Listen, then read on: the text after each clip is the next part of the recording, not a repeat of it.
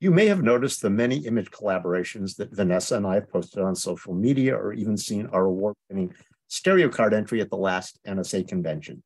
So today we want to tell you about how all this started and something about our working methods, since this kind of collaboration is unusual in the 3D world. Let me start by telling you how I got into 3D to begin with. I actually had a couple of interesting encounters with 3D early in my childhood, but I didn't start creating 3D myself until I got a stereorealist film camera in 1978, obviously long before digital cameras and computers and Photoshop. And just to give you an idea, this is the kind of image I could produce with that gear. The quality was actually incredibly good, especially when you looked at them in the kind of viewer that I showed you in the previous image. But I think what's interesting is that from the very beginning, I was trying to make images that look a lot like what I'm doing today. For example, I shot this around 1980. It's a triple exposure, all done within the camera, of 3 different laser patterns. So I was in a dark room and I moved the camera around between exposures. I joined the LA 3D Club in 1980, and within 3 months, I was on their board of directors. I've been there ever since. That's me in 1981 in the plaid shirt there, and you can see the 3D slide projector on the table there. And I just threw this one in to show you that I sported a luxuriant porn stash for many years. This was taken in 1992. These are courtesy of Susan Pinsky's 3D Legends website, by the way. Now, of course, in the intervening years, I've gone completely digital with my photography since then. And these are the kind of images I can make now with digital cameras and Photoshop for image manipulation. I love the flexibility of digital that allow you to shoot outdoors, indoors, color, black and white, or whatever, without having to change your film. And I do a lot of multi-image composites, and we're going to talk about that more when we look at the work that Vanessa and I do together. But I've developed the techniques we're now using together over the years, making images like this. And over the years, I've also gotten more involved with 3D organizations. I'm the treasurer and a board member of the National Stereoscopic Association. I also edited the ISU journal Stereoscopy for 8 years. Here's the covers of those issues. I'm still very involved with the LA 3D Club today, too. As most of you already know the story how I got into 3D, I'll keep it quite short here.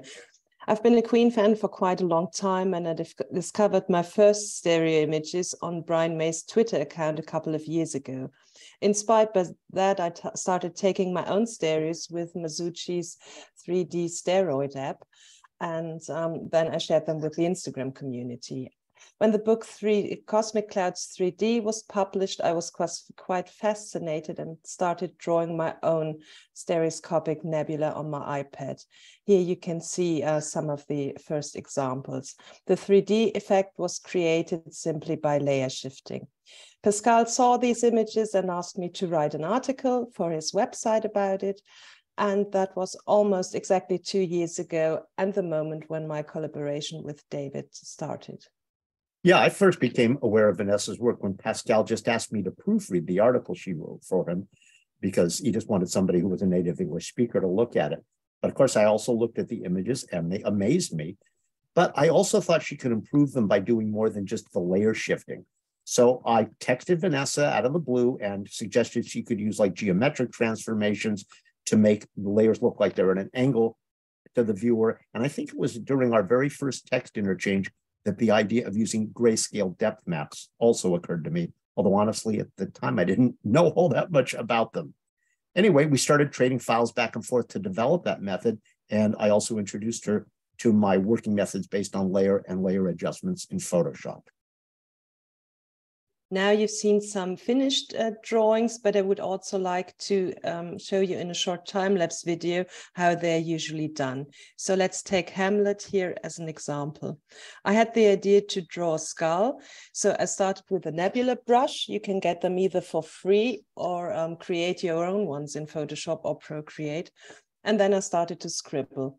I'm drawing on several layers, even though I know I will be using depth maps later on. But so I have 2 options to create the 3D effect. As you can see here, it's a bit of moving around, erasing, redrawing. And as a last step, I start to draw the depth maps for each nebula layer. And as a final step, I add the stars, and those are just shifted.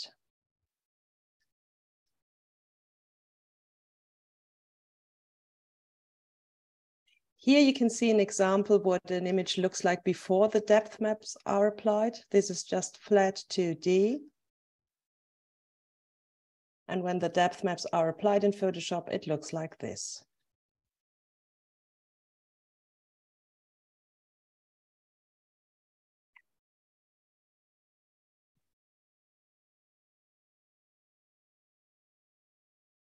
So we did several of these nebula drawings together, and I think they came out great. But eventually, of course, we got a little bored and also felt we were doing too much of the same thing. So we started to think about ways to expand our repertoire. And one obvious way was to start to include some 3D modeled objects in addition to drawn things. And that's what we did originally right in Photoshop. For example, in this case, the planet is just a sphere that was modeled and textured and lit in Photoshop and then combined with the drawings that Vanessa produced. Same thing here. The planet, the rings, was all modeled, lit, rendered in Photoshop, and then combined with the drawings that Vanessa produced using the method she just described.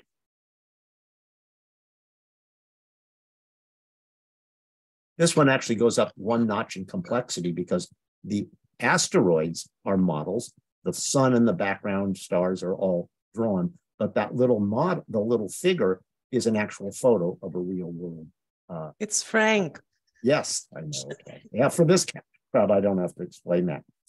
So the next step in technical sophistication came when I got my hands on Adobe Dimension, which is a 3D modeling program, and that allowed me to start to create more complex and sophisticated models like this glass hourglass. Same thing here, all of the foreground, the pyramids, the sand, the camels, all that was created in Dimension, rendered, then brought into Photoshop, where we composited it with the drawings and the background stars that Vanessa created. This one, again, combines a real world photo. The wolf is an actual object. The gears are modeled and rendered in Dimension. And then all the background stuff is drawings. Actually, it was a 2D to 3D conversion in this case. Same thing here. The octopus and that boat that's in the background are actual real world objects that Vanessa photographed. And then the sand and the grass is all stuff she drew. The bottle is something I 3D modeled. And then the bubbles were a 2D video that I just converted to 3D. We've also done a lot of stuff where it's just photographic images that are composited, like here, although actually this is a bad example because those streamers were drawn in, but everything else was photos that were composited together. Now, in terms of mechanics, this process works well because of the methods we're using.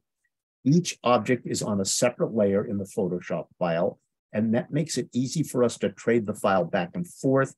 And at each step, either one of us can add or subtract things, make all sorts of other changes in sizes, position, color, contrast, all of that. And so that's how we build up these complex composites one piece at a time. And also we do everything with layer adjustments on what Photoshop calls smart objects. The thing about this is it's completely non-destructive, which means that if one of us wants to change something we did previously, the other one did previously, we just click on that adjustment and change it.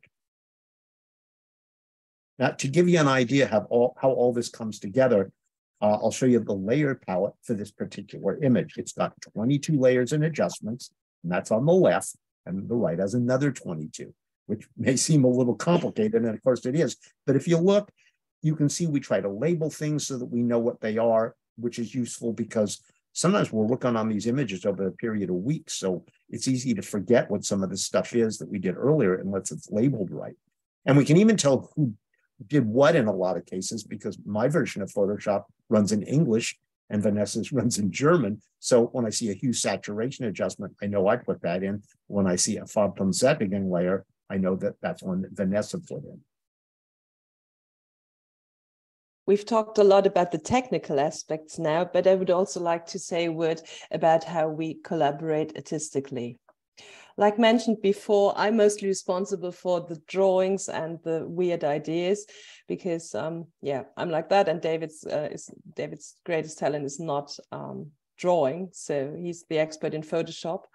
And before we started working together, I had absolutely no clue about this program. And in fact, I didn't even have it. So I'm still learning, and I'm still happy that David does the more complex adjustments on that and shows me how to do them. So usually I make a start with a crazy idea and a draft, and then I upload the file and David can play with it. And when I get it back, I'm either amazed or more likely I suggest some changes to it. Well, I'm sure I don't know what you're talking about with that last comment. But actually, we do disagree sometimes. In fact, we often do. And what you're seeing in this video is all the different changes we went through in developing this one image. We went back and forth over and over and changed it a lot, everything, colors, the arrangements of objects, over and over to get to the final spot. Same thing in this next one. Vanessa shot the photo of the octopus and the ship separately, and then we did a mock-up of that had a blue color scheme that I called the SpongeBob color scheme that I changed completely.